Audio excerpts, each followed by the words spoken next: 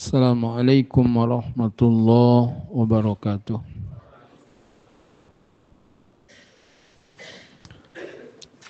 Innal hamdalillah nahmaduhu wa nasta'inuhu wa nastaghfiruh wa na'udzu billahi min shururi anfusina wa sayyiati a'malina. Man yahdihillahu fala mudilla lahu wa man yudlil fala hadiya lahu. أشهد أن لا إله إلا الله وحده لا شريك له وأشهد أن محمدا عبده ورسوله إنما المؤمنون إخوة فأصلحوا بين أخويكم واتقوا الله لعلكم ترحمون. Sesungguhnya orang-orang mukmin itu bersaudara, maka damaikanlah di antara saudaramu. Takutlah kamu kepada Allah agar Allah merahmatimu.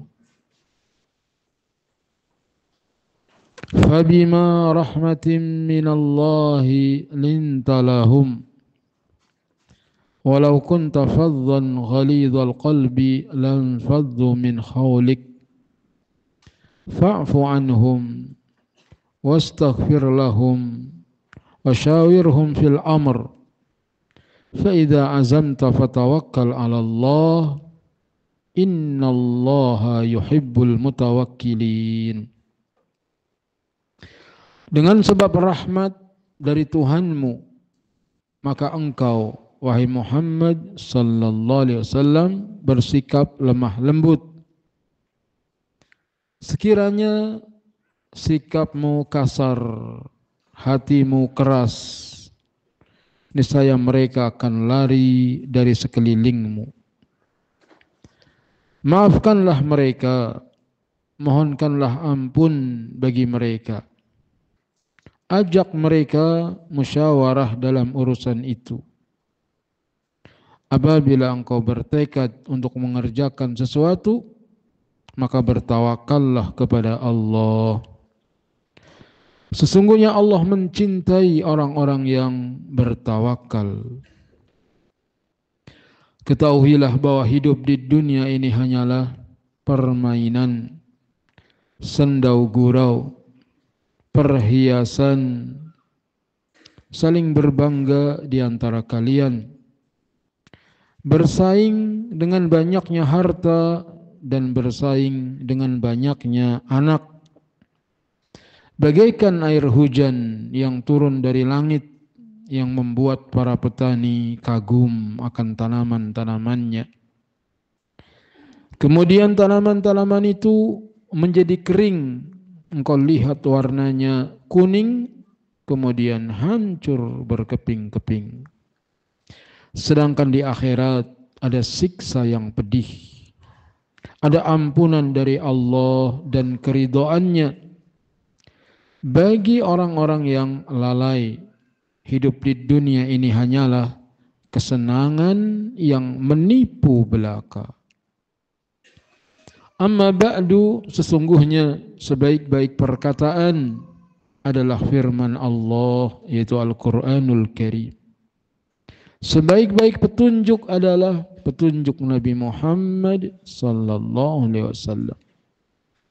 Adapun sejelek-jelek perkara dalam agama adalah perkara-perkara yang baru.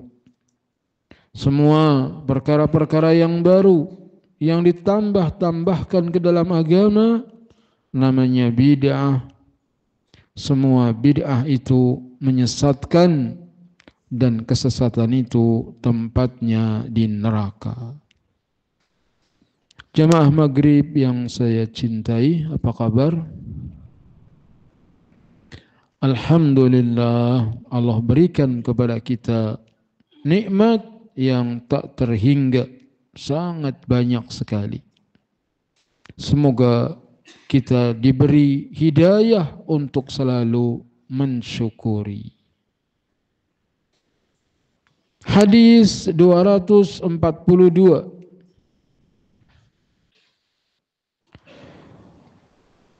Wa anhu anin Nabi sallallahu alaihi wasallam qala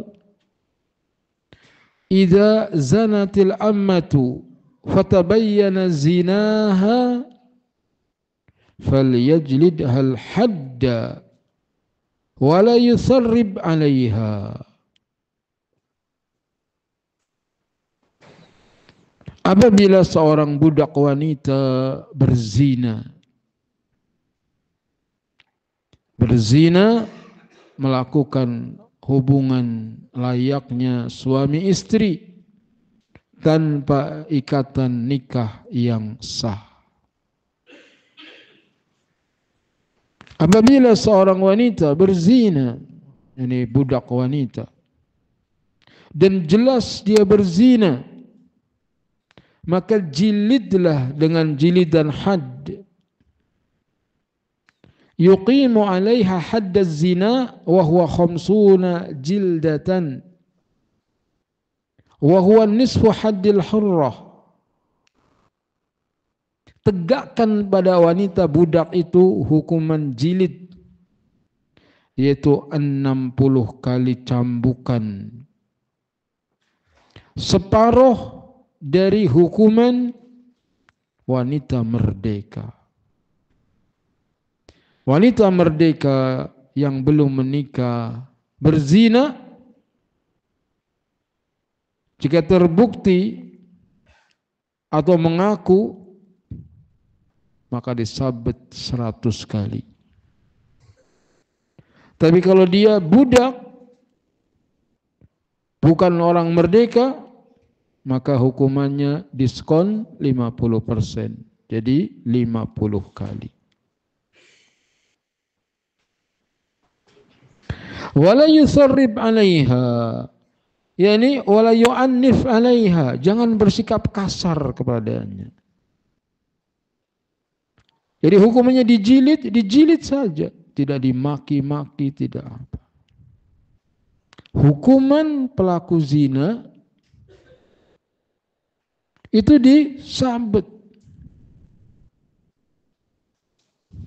Tetapi hukum masyarakat lebih kejam daripada hukum Islam.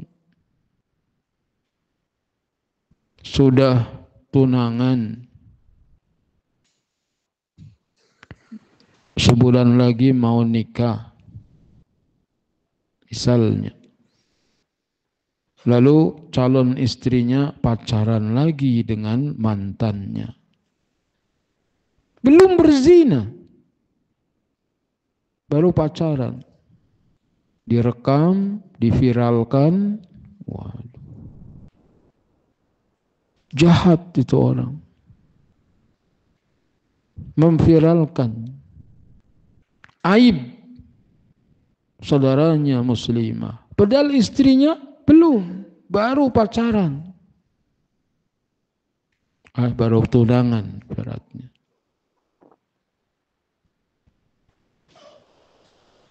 Dalam Islam enggak. Gitu. Kalau sudah berzina, terbukti zinanya, baru dikenakan hukum. Hukumnya dicambuk 100 kali. Tidak ditambahi dengan cacian, makian. Mencaci dan memakinya berarti menambahi hukum yang telah Allah tetapkan. Muslim yang satu dengan muslim yang lain harusnya saling menutupi aibnya, bukan menceritakannya. Makanya bab satru auratil muslimin, bab menutupi aurat orang Islam, wan nahyi an isya'atiha, dan larangan dari menyebarluaskannya. Jadi kalau ada orang berbuat salah, dihukum dong sesuai dengan hukum agama. Bukan dengan hukum hawa nafsu atau keinginan masyarakat.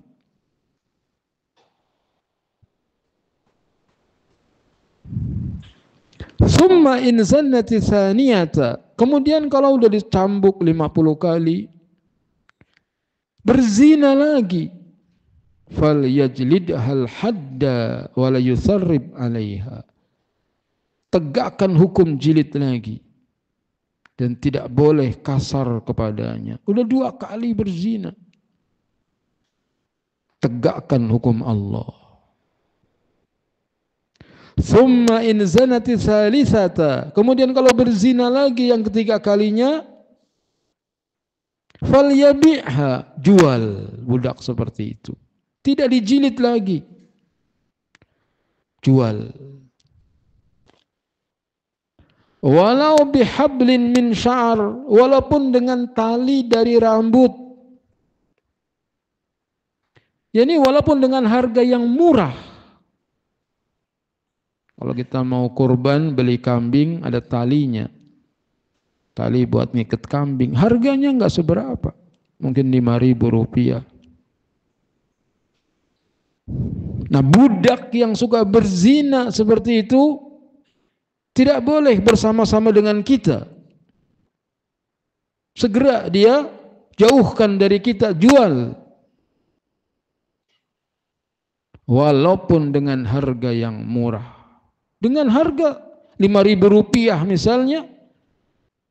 Ini menunjukkan tentu ketika dia menjualnya, dia akan sebutkan, ini saya mau jual budak. Itu. Cantik sih dia, tapi tukang zina. Dia 2 kali zina, 3 kali zina. Silakan mau beli berapa. Kalau antum yang nggak peduli, biarin sih, yang penting cantik. Mungkin dibayar mahal. Kalau orang yang beriman, bahaya ini pezina. Mungkin ditawar 5.000 rupiah, kasih, walaupun cuma 5.000 rupiah. Walaupun seharga tali dari rambut. Muttafaqun alaih. Hadis ini disepakati oleh Bukhari dan Muslim yang menunjukkan al-isra'u fi mufaraqati ahlul ma'asi wa tarku mukhalitatihim. Segera berpisah dengan para pelaku maksiat dan tinggalkan bergaul, bergabung dengan mereka. Tukang maksiat nggak boleh diteruskan kita bersamanya. Yang kedua, at-taubihu amrun zaid alal haddi. Menjelek-jelekan, mencaci, ini berarti perkara tambahan dari hukum had. Fala yanbaghi i'tida'i hududillah. Maka tidak sepantasnya kita menambahkan hukum-hukum Allah, ketentuan-ketentuan Allah.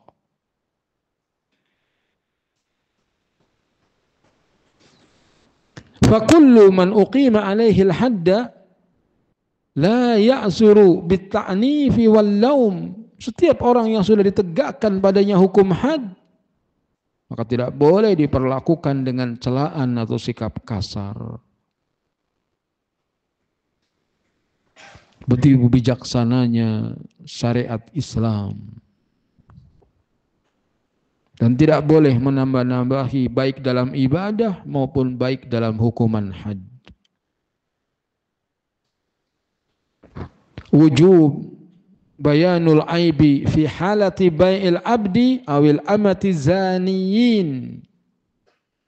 Wajibnya menjelaskan ketika, menjelaskan aib ketika menjual hamba laki-laki maupun hamba perempuan tukang zina. Harus dijelaskan. Karena nggak mungkin nggak dijelaskan kalau sampai ditawar seharga tali dari rambut. Pasti karena ketahuan aibnya.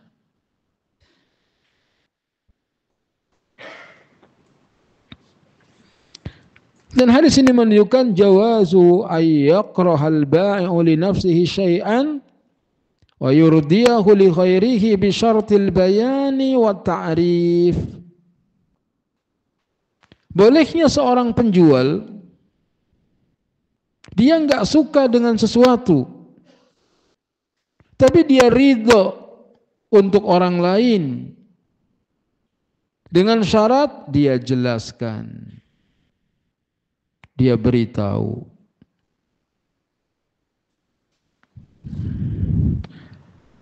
Misalnya kita punya kuda. Kuda itu susah dikendalikan. Makannya banyak. Kuda. Kalau malam berisik. Kita nggak suka kuda itu. Kita nggak suka buat kita, tapi kita jual kepada saudara kita muslimin misalnya. Boleh. Tapi syaratnya dikasih tahu, nih kuda nih makannya banyak, jalannya lambat.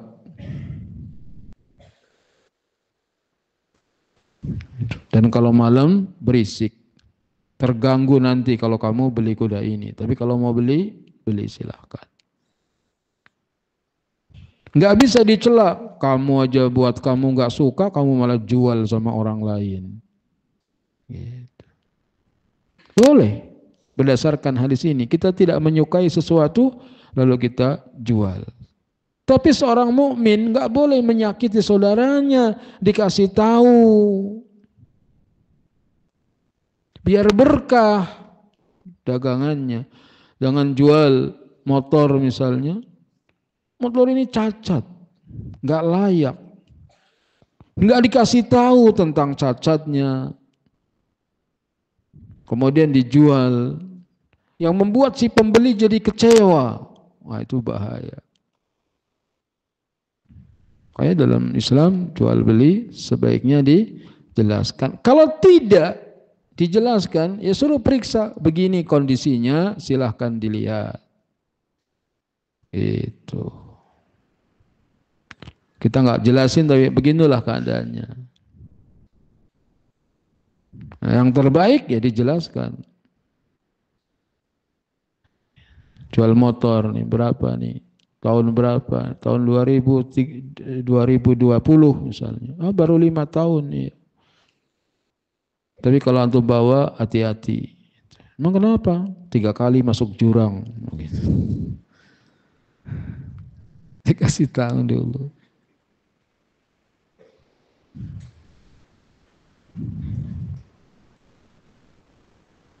Jadi syukur beli, nggak jadi juga, ya sudah. Yang penting nggak kasih tahu, itu yang bagus. Cuman kadang cerita saja, Allahu a'lam benar apa tidaknya, justru sesuatu yang tidak baik buat kita justru dicintai oleh orang lain. Buat kita nggak suka, tapi orang lain malah pengen. Saya baca di mana itu. Jadi orang punya kuda. Kuda itu memang bandel. Biasa pagi hari istrinya yang bawel itu bersihin kandang kuda, lalu ditendang sama kuda, meninggal. Istrinya yang bawel meninggal ditendang kuda.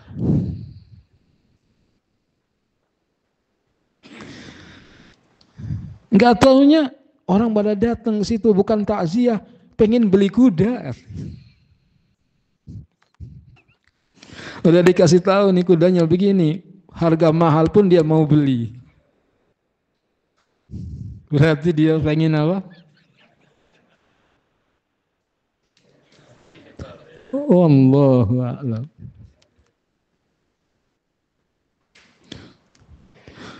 Waspadalah istri bawel.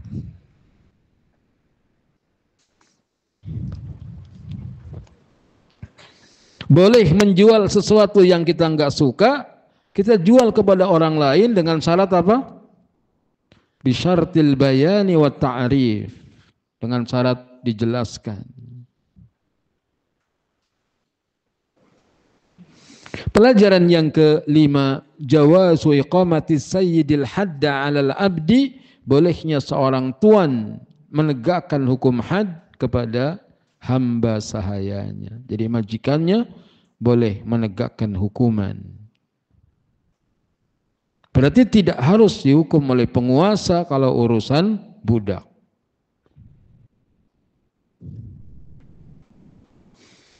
Pelajaran yang keenam, al-isfaqu ala ahli al-ma'asi liraddihim ila shawab.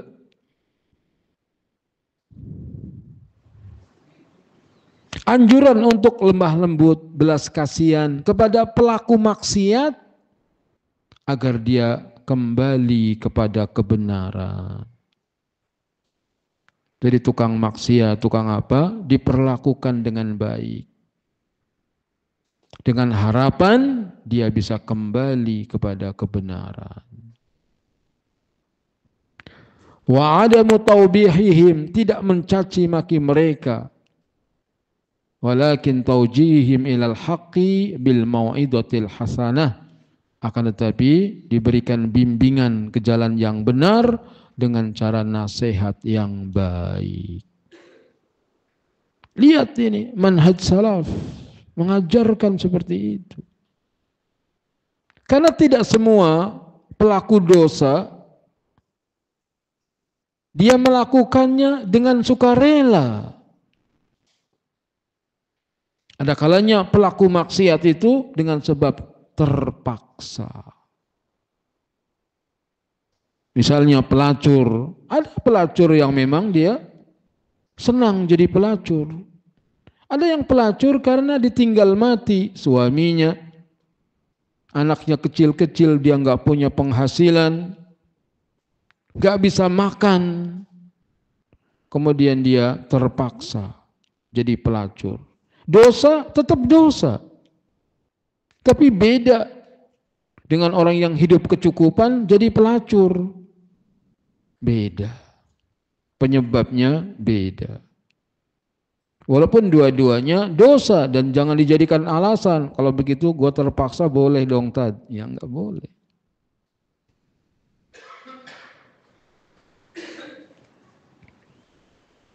Oleh karenanya orang-orang yang berkemampuan hendaknya dia memberikan bantuan. Jangan sampai saudara kita yang kesusahan melakukan perbuatan haram, perbuatan dosa karena keterpaksaan. Seorang muslim itu lihat ada temannya, ada saudaranya yang suaminya meninggal, hendaknya membantunya. Dan membantunya, membantu saja, tidak harus menikahinya. Kadang-kadang alasan membantu tapi milih-milih. Kalau yang bening dibantu. Kalau yang keriput pura-pura nggak tahu. Jadi bantu karena Allah. Semoga Allah memberikan kepada kita kemampuan untuk membantu saudara kita. Hadis 243. Wa anhu qala utiya an-nabiy sallallahu alaihi wasallam bi rajulin qad shariba khamran. Darinya didatangkan kepada Nabi sallallahu alaihi wasallam seorang yang tengah minum khamr, minum minuman keras. Jadi orang mabuk ditangkap, dibawa ke hadapan Nabi sallallahu alaihi wasallam. Qala dribuh, kata Nabi, pukul dia. Jadi orang yang mabuk hukumannya dipukul. Qala Abu Hurairah radhiyallahu anhu, Abu Hurairah radhiyallahu anhu berkata, fa minna dharibu biyadihi, di antara kami ada yang pukul dengan tangannya. Kepret misalnya, tonjok misalnya, ada yang mukul dengan tangannya. Wa dharibu bina'lih, ada yang memukul dengan sendalnya.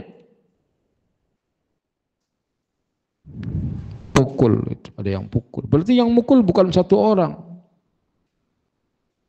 Wadaribu bisawbih, ada yang memukul dengan kainnya, dengan sarungnya misalnya, sabit. Falamman sarafa qala ba'dul qaum. Jadi ada yang memperkirakan berapa kali itu kena pukulan, 40 kali. Sehingga peminum khamar hukumannya pukul 40 kali. Ada yang menghitung karena banyaknya orang minum khamar ditambah jadi 80 kali. Ketika sudah dipukul, pergi. Orang itu pergi. Qala ba'dul qaum, sebagian kaum mengatakan ahzakallah, yakni qahharakallah wa abnadak. Semoga Allah memperlakukanmu dengan buruk dan menjauhkanmu. Ahzakallah. Qal, Nabi bersabda, la taqulu hakadha, jangan ngomong begitu. La tu'inu alaihi syaitan, jangan kau bantu setan untuk mengalahkannya. Rawahul Bukhari. La tu'inu alaihi syaitan, jangan kau bantu setan untuk mengalahkannya. Jadi kalau kita jelek-jelekan, kalau kita jauhkan, doakan buruk kepada pelaku maksiat, dia makin jauh dari kebenaran. Jangan, kata Nabi. Jadi ketika kita menegakkan hukuman kepada saudara kita, ini yang salah selama ini. Yaitu kita menasihati orang dengan kebencian di hati. Ketika ada saudara kita salah, kita maki-maki, kita marah-marahin dengan kebencian dari hati. Ini yang salah. Harusnya kita menasihati orang, menegur orang dengan kasih sayang. Ya Allah, moga-moga dia taubat. Ya Allah, semoga dia kembali ke jalan yang benar. Nah, kita ini kadang-kadang kalau sudah melihat temannya salah, temannya keliru, kita menggunjingnya, kita mencelaknya, dan enggak membuka pintu agar mereka balik kepada kebenaran. Jadi ketika ada orang salah, berbuat salah, kemudian ditahdzir istilahnya. Lalu orang itu bertaubat, sudah taubat saja enggak, pokoknya enggak. Tidak diberikan pintu maaf. Berarti tahdirannya bukan karena Allah, karena kedengkian, karena kebencian dengan saudaranya. Ini yang enggak boleh. Mabok, hukum, tegakkan hukum. Selesai, jangan dihina. Aghzakallah. Nabi melarang, la taqulu hakadha, jangan kau katakan begitu. La tu'inu alaihi syaitan, jangan kau membantu setan untuk mengalahkan orang itu. Allahumma anta rabbi, la ilaha illa anta khalaqtani wa ana abduka wa ana ala ahdika wa wa'dika mastata'tu a'udzu bika min syarri ma sana'tu abu'u laka bi ni'matika alayya wa abu'u bi dhanbi faghfirli fa innahu la yaghfiru dhunuba illa anta. Rabbi ighfirli wa tub alayya innaka antat tawwabul ghafur. Rabbi ighfirli wa tub alayya innaka antat tawwabul ghafur. Rabbi ighfirli wa tub alayya innaka antat tawwabul ghafur. Hadis ini memberikan pelajaran haddul khamri yahsulu bidarbil yaddi wal jaridi wan ni'al.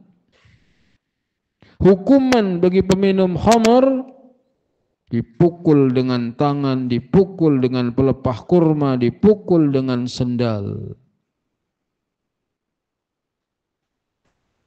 Yang kedua, al-hududuz zawajir jawabir, faman uqima alaihi al-hadda kana lahu kafarah.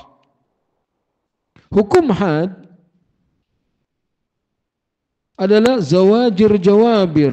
Barang siapa yang telah ditegakkan padanya hukum had, maka itu sebagai kafarat baginya. Jadi kalau sudah ditegakkan hukum, selesai. Sudah ditebus dosanya dengan hukuman tersebut.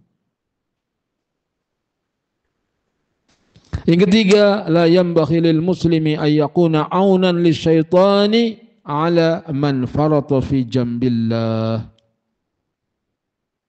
Tidak selayaknya seorang muslim menjadi pembantu setan atas orang yang tergelincir dari sisi Allah, yakni dari orang yang terjatuh dalam dosa.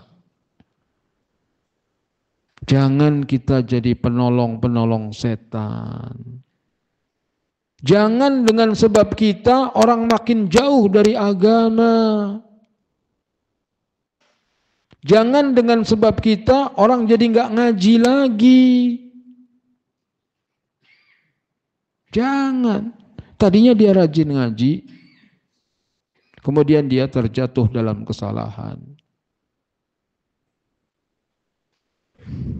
Lalu kita jauhkan dia, kucilkan dia. Setelah itu orang itu taubat misalnya. Hendaknya dengan tangan terbuka kita menyambutnya. Jangan diinget-inget terus kesalahannya. Dia orang begini nih, dia orang begini. Jangan. Sehingga orang makin jauh, nggak mau lagi. Itu bukan begitu caranya. Benci kemarin ketika dia berbuat maksiat dan dosa. Begitu dia taubat, teman kita, saudara kita. Mental seperti ini yang susah. Seringnya kalau udah ngelihat orang salah, sudah selamanya dianggap dia orang yang bersalah. Istilahnya, sekali tercoreng arang di dahi, apa lanjutannya? Selamanya orang akan mengingatnya.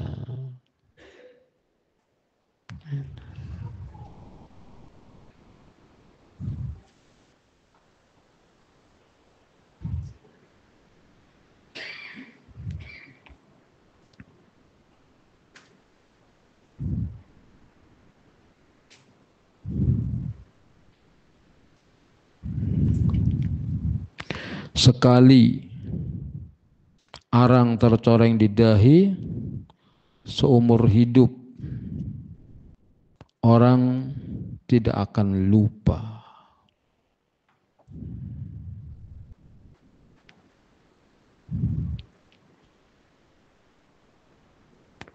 Yang seperti itu harusnya dirubah. Jadi salah kemarin, sekarang sudah taubat. Saudara kita Umair bin Wahab itu biang kerok orang musyrik di Mekah.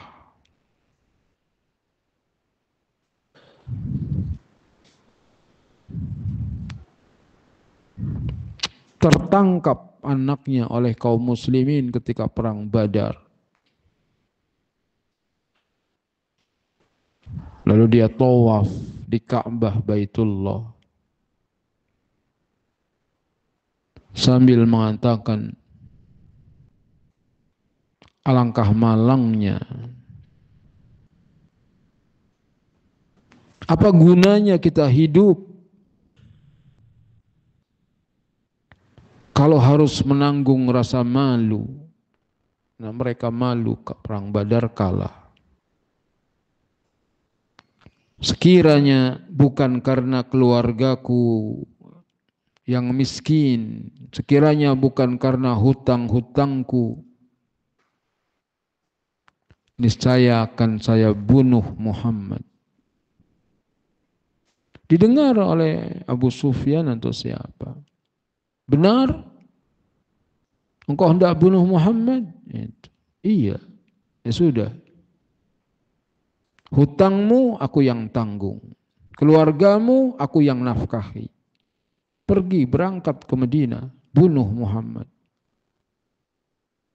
Kata Wahab bin Umar, tapi ini cuma kita berdua yang tahu. Jangan kasih tahu orang lain. Katanya baiklah. Aku tidak akan beritahukan sama orang lain.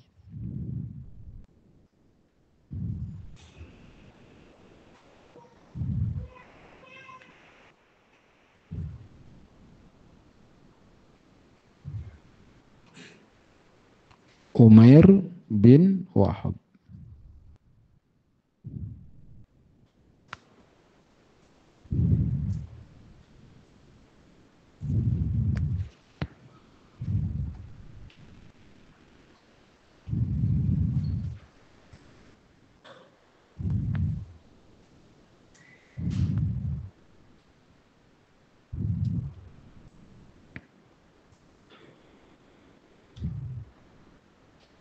Maka mengasah golok pedang, kemudian dikasih racun pedangnya, berangkatlah ke Madinah.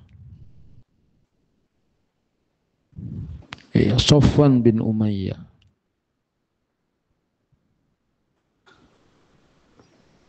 Yang nanggung Sofwan bin Umayyah. Bawa pedang yang sudah dikasih racun, pengen bunuh Nabi. Nabi di Madinah sedang duduk-duduk pagi habis subuh bersama para sahabatnya. Mereka bercerita tentang kemenangan perang Badar. Begitu sampai di Madinah, Umair bin Wahab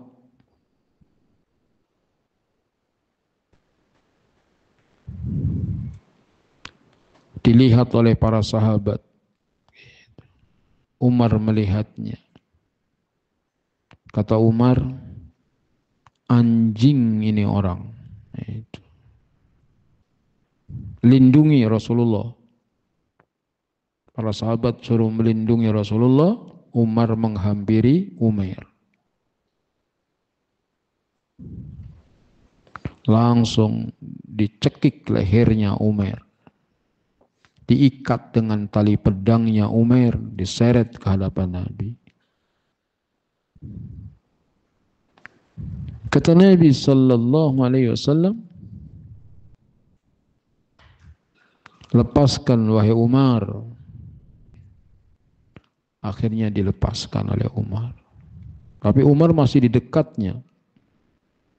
Kata Nabi, kamu mundur sedikit wahai Umar. Baru Umar mundur.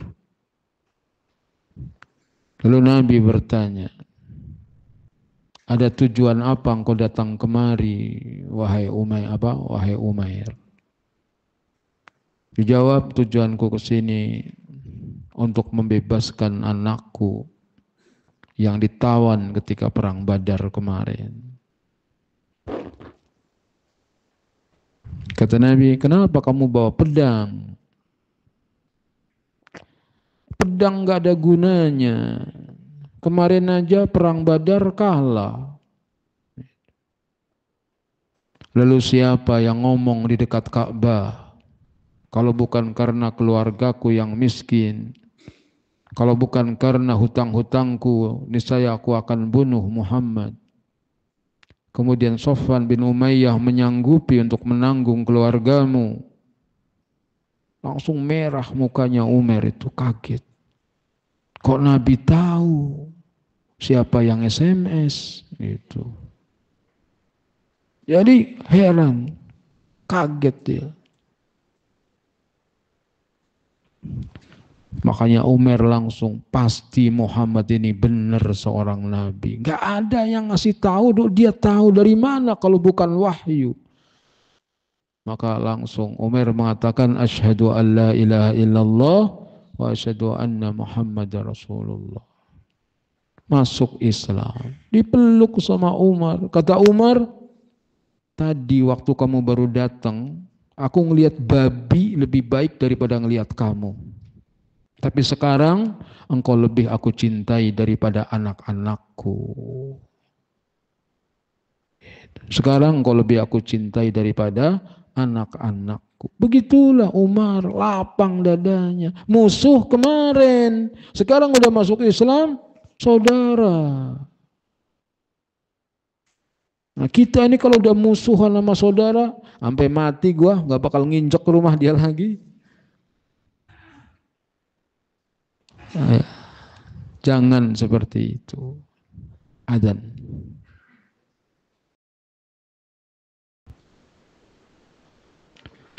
Alhamdulillah, wassalatu wassalamu ala rasulillah. Asyhadu an la ilaha illallah wahdahu la syarika lah. Wa asyhadu anna Muhammadan abduhu wa rasuluhu amma ba'du. Di antara faidah dari hadis ini adalah alal muslimina ay yahrusu ala raddil usati ila jambil haqqi was shawab. Wajib bagi setiap muslimin untuk semangat mengembalikan para pelaku maksiat kepada kebenaran. Jadi ada saudara kita, ada teman kita, ada tetangga kita yang terjatuh dalam maksiat dan dosa, hendaknya kita punya usaha, punya cara bagaimana mengembalikan mereka kepada kebenaran.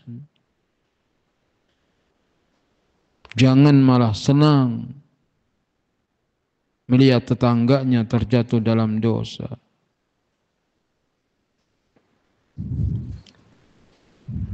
Ada usaha. Anak-anak pada main aja.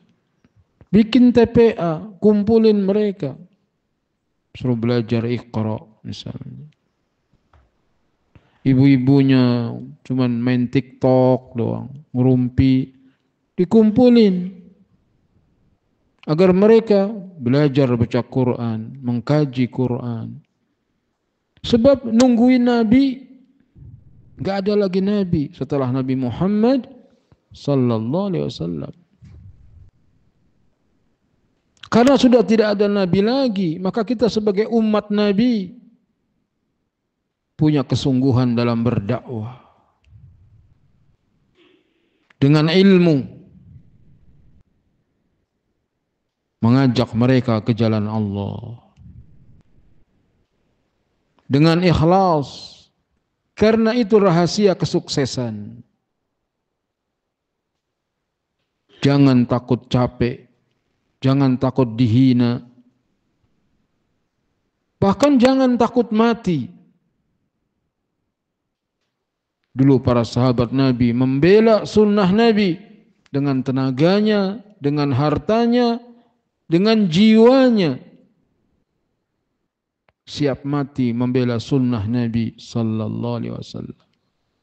Nah, kalau kita benar pengen kumpul bersama Nabi dan para sahabatnya di surga, kita juga harus menyingsingkan lengan baju. Berjuang bagaimana sunnah ini bisa diterima di tengah umat. Pelajaran yang terakhir, murtaqibul kabirati la yukfaru biha li thubutin nahyi an la'nihi wal amru bid-du'a ilahu. Pelaku dosa besar tidak dikafirkan. Orang ini minum minuman keras termasuk dosa besar. Dia tidak dinyatakan sebagai orang kafir karena Nabi melarang melaknat dia. Justru Nabi perintahkan agar mendoakan kebaikan untuknya. Ini dalil bagi ahlu sunnah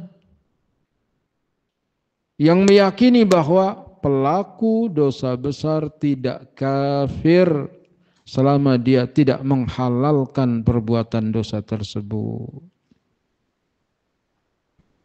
Salah satunya hujjahnya adalah hadis ini. Pelaku dosa besar Muslim yang berdosa besar. Sallallahu ala nabiyina Muhammadin wa ala alihi wa sahbihi ajma'in. Sampai di sini. Subhanakallahumma bihamdika asyhadu an la ilaha illa anta astaghfiruka wa atubu ilaik. Assalamualaikum warahmatullahi wabarakatuh.